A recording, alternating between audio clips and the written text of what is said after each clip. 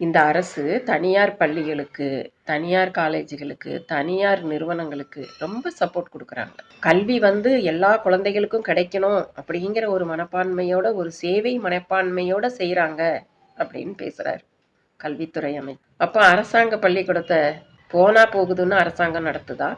தனியார் பள்ளிகள ரொம்ப கஷ்டப்பட்டு நடத்துறாங்கன்னு அவங்களுக்கு நெறைய சலுகைகள் எல்லாம் குடுக்குறாங்க. நம்ம பிள்ளை எங்க கெட்டு போயிருமோ, நல்ல தரமான கல்வி கிடைக்காதோ, இந்த ஒரு எண்ணத்துக்காக அரசாங்க பள்ளிக்கூடத்துல சேர்க்க பயந்துகிட்டு, தனியார் பள்ளிக்கூடத்துக்கு கடன் வாங்கி, அடகு வச்சு ஃபீஸ் கட்டுறவங்கலாம் நெறைய பேர் இருக்காங்க. அவங்க பாவம் இல்ல. ஃபீஸுக்கு மேல ஃபீஸா போட்டு வாங்கி, நெறைய பணம் இருந்துச்சா, ஒரு ஸ்கூல கட்டி விடுவோம். அது சம்பாதிச்சு குடுக்கும்.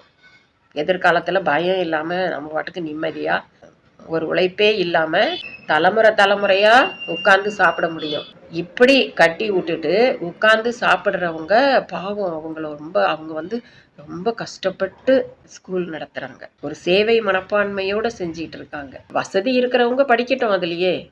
ஃபீஸ் கட்டுறதுக்கு கஷ்டப்பட்டு படிக்கிற பிள்ளைங்களாவது இங்க படிக்கும் இல்லையா? அதை செய்யுங்க. அது செஞ்சா அது கவர்மெண்ட். நீங்க தனியார் பள்ளிகளுக்கு ஒத்து ஊதிக்கிட்டு அவங்க பின்னாடியே சுத்திக்கிட்டு இருக்கீங்க. அவங்களுக்கு தேவையான சலுகையை பண்றீங்க. குழந்தைங்களுக்கு சலுகை பண்றதுக்கு பதிலா பள்ளி முதலாளிகளுக்கு சலுகை பண்றீங்க.